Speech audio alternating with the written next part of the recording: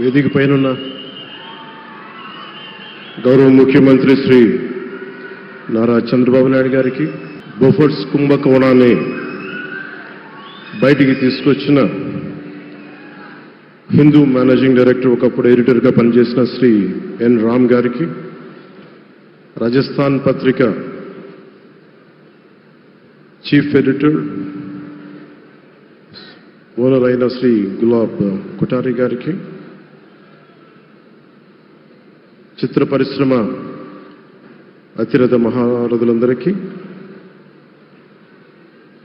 శ్రీ రామోజీరావు గారి కుటుంబ సభ్యులు, వారి అబ్బాయి శ్రీ సుమన్ గారికి, శ్రీమతి శైలజా కిరణ్ గారికి, శ్రీమతి విజయేశ్వర గారికి, రామోజీరావు గారి మనవలకి మనవరాలకి ప్రత్యేకించిన హృదయపూర్వక నమస్కారాలు.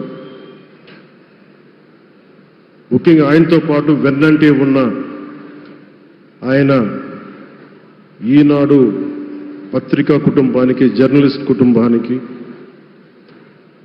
వారందరికీ కూడా నా ప్రత్యేక హృదయపూర్వక నమస్కారం. రామోజీరావు గారి గురించి అందరూ చెప్పిన దానికంటే కూడా నాకు నా పర్స్పెక్టివ్లో, నా అనుభవంలో నేను చూసిన రామోజీరావు గారిని మీ కొద్ది సంఘటనలు పంచుకున్నాను. రామోజీరావు గారు నాకు సినిమాలు ఉన్నా కానీ నాకు పరిచయం లేదు. ముందు షూటింగ్ ఆయన స్టూడియోస్లో చేసినా కానీ ఫస్ట్ టైం పాలిటిక్స్కి ఎంటర్ అయిన తర్వాత 2008లో ఆ సమయంలో ఆయన కలవటం జరిగింది. ఆయన మాట్లాడిన విధానం చాలా నిక్కచ్చిగా, ప్రజల పక్షపాతాన్ని. ఆయన మాట్లాడుతున్నంతసేపు నాకు మైండ్లో ఒకటే అనిపించింది, మనసులో జర్నలిస్టిక్ వాల్యూస్ని కాపాడటానికే ఆయన ఉన్నాడు. ప్రజాక్షేమం, ప్రజా సంక్షేమం, ఈ పర్స్పెక్టివ్లోనే, ఈ కోణంలోనే ఆ చర్చ జరిగింది. నన్ను ఒకే ఒకసారి ఆయన 2019లో ఒక లంచ్కి ఆహ్వానించారు వారి కుటుంబ సభ్యులతోటి. ఆ రోజు ఆయన మాట్లాడింది దేశ పరిస్థితులు, ముఖ్యంగా పత్రికా స్వేచ్ఛ గురించి, పత్రికా రంగం ఎంత కీలకమైంది. ఆయన ఎప్పుడూ కాంప్రమైజ్ అవ్వలేదు. ఒక విషయం చెప్పాలి అంటే అది తనకి తెలిసిన వారు అవ్వచ్చు, తన సన్నిహితులు అవ్వచ్చు, స్నేహితులు అవ్వచ్చు, కుటుంబ సభ్యులు అవ్వచ్చు, జనం కోసం వచ్చేటప్పటికి నిష్పక్షపాతంగా చాలా నిర్దాక్షిణ్యంగా ఉంటుంది ఆయన ఆలోచన పరిధి. అదే ఆయన ఈనాడు పేపర్లో రిఫ్లెక్ట్ అవుతుంది. నేను చాలాసార్లు అనుకునేవాడిని, ఒక వ్యక్తికి ఇంత, ఆయన ఆ రోజు లంచ్ తర్వాత కూర్చున్నప్పుడు ఆయన మాట్లాడుతుంటే ఆయన వేదనని నేను చూశాను. ఆయన నలిగిపోతున్నారు. నిజంగా పత్రికా స్వేచ్ఛ ఎంత అవసరం దేశానికి, ప్రజాస్వామ్యానికి ఎంత కీలకమైంది, అది ఆయన చెప్తుంటే ఆయన ఆవేదన నాకు అర్థమైంది. అలాంటి వ్యక్తి మీద ఎన్ని రకాల ఇబ్బందులు పెట్టారో మనందరికీ తెలుసు. ఒక పేపర్ ఒకటే నడపటం చాలా కష్టసాధ్యమైంది.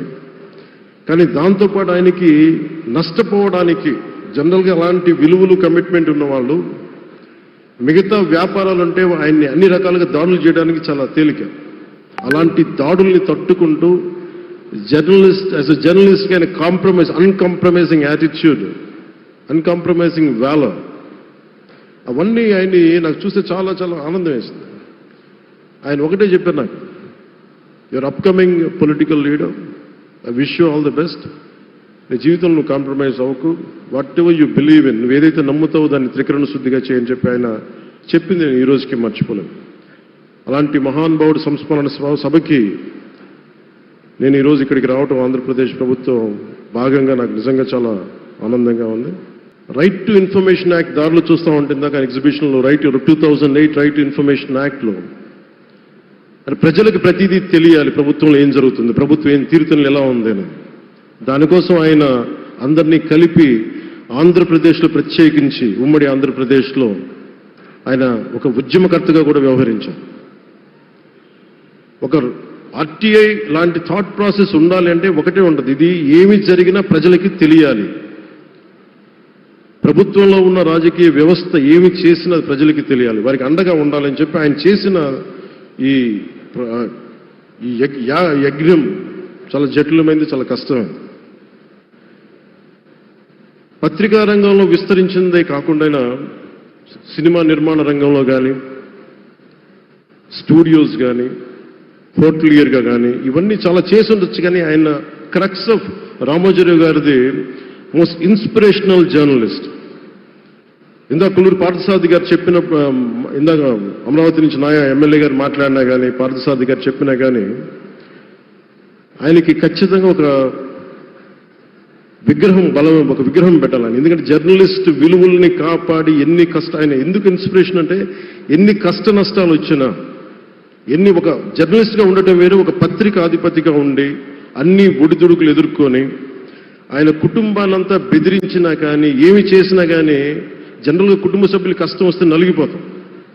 కానీ అది కూడా దాటుకొని నేను నా జర్నలిస్ట్ వాల్యూస్ నేను కాంప్రమైజ్ అవ్వను, ఏదైతే జరగనని చెప్పి ఆయన కూర్చోబెట్టి at the cost of his family members also he vent ahead and uphold the journalistic values.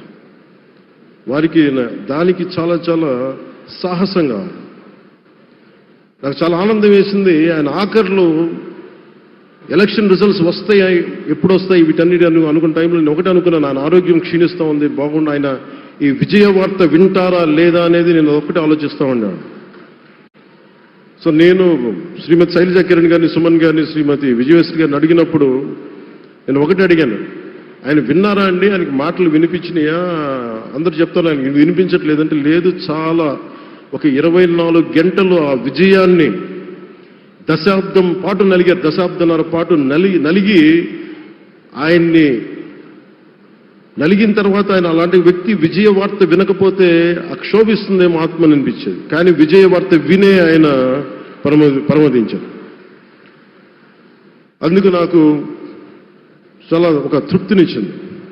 అలాంటి మహానుభావులకి నా నివాళులు అర్పిస్తూ ఆయన నుంచి ఎవరైనా నేర్చుకోవాల్సింది, ప్రజాస్వామ్యాన్ని పరిరక్షించడానికి ఎవరి స్థాయిల్లో, ఒక పత్రికాధిపతిగా కావచ్చు, ఎవరు ఏ స్థాయిలో ఉన్నా దాన్ని మనం కాపాడాల్సిన అవసరం ఉంది.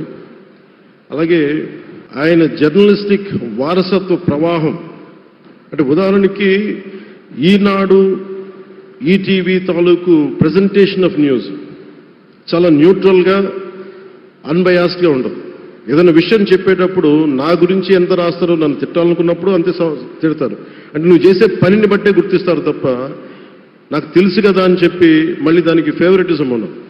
అది తెలుగుదేశం పార్టీ కావచ్చు, ఇంకొక పార్టీ కావచ్చు, కాంగ్రెస్ కూడా కావచ్చు. కాంగ్రెస్ చేస్తే కాంగ్రెస్ని ఆయన్ని పైకెత్తిన సందర్భాలు ఉన్నాయి. అలాగే ఏ పార్టీ తప్పులు చేసి నచ్చని, ప్రజలకి ఇబ్బందికరమైన సంఘటనలు జరిగినప్పుడు ఏం మాత్రం వెనకాడకుండా ఫ్రంట్ పేజీలు వేసాడు. ఫ్రంట్ పేజ్లో మరీ చాలా బలంగా చేసేవాడు. సో అందుకే నాకు అనిపించింది ఒక జర్నలిస్టిక్ వాల్యూస్, ఆయన తాలూకు వారసత్వ ప్రవాహం ప్రతి జర్నలిస్టు పుణికి పుచ్చుకోవాలి, అది తీసుకోవాలి. ఒక నది ఒక ప్రవాహం వెళ్తున్నప్పుడు మన స్థాయి, అది నువ్వు ఒక చిన్న బకెట్తో తీసుకుంటావు, చెంబుతో తీసుకుంటావు, ప్రవాహంలో నీళ్ళు అన్నట్టుగా రామోజీరావు గారి జర్నలిస్టిక్ వారసత్వ ప్రవాహాన్ని మనం ఎంత తీసుకుంటాం అనేది మన స్థాయిని బట్టి ఉంటుంది. అది ఒక మోటార్ వేసి ఒక ట్యూబ్ మనకి పైప్లో తోడుకునేలాగా ఉండొచ్చు, లేదంటే నా స్థాయి ఇంతే అంటే కూర్చోబెట్టి ఒక చెంబుతో తోడుకోవచ్చు.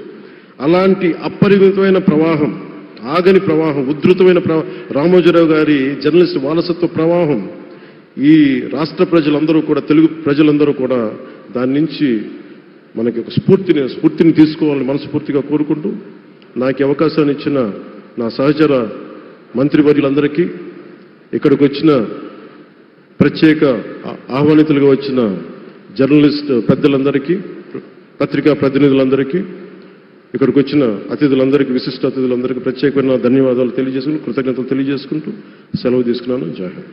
Thank you honourable deputy chief minister గారు.